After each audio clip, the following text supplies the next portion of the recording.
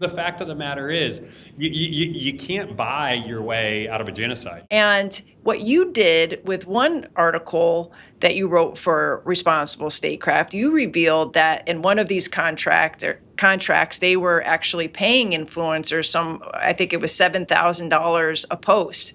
And this went viral, your article, because it started to dawn on people that what they were hearing from influencers, what they were reading in right-wing media mostly, could have been paid for by the Israeli government, and they didn't know because it wasn't disclosed. Can you talk a little bit about how that has infected the media ecosystem, paid postings, and how widespread is this? There's the Israeli government trying to directly pay influencers, that 7,000 article, and also running tons of ads with the likes of Google and Meta and X.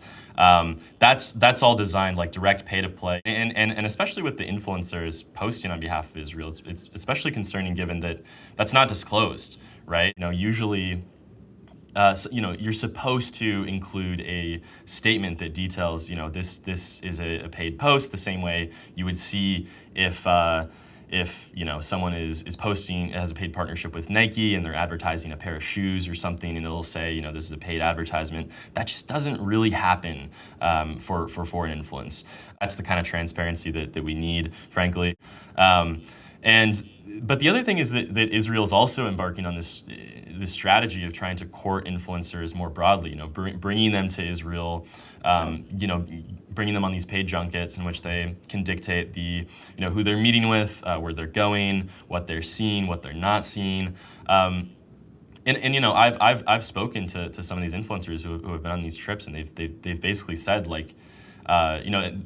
that they probably are aware that this is to some degree a paid propaganda junket, that the Israeli government is determining what they see, but that ultimately it's a free trip. There was one influencer who actually went on one of these trips and spoke to some outlet and basically said I was anti-Israel before going on this trip, and after this trip I'm more okay with sending them weapons. And that's exactly the kind of and that is almost a direct quote. And that is exactly the kind of reaction that they want to get from a lot of these influencers, building support for things like Section 224, now Section 219. They're obviously not going to be inundating them with the policies, the specific amendments and sections and things that they want, but they're selling a narrative.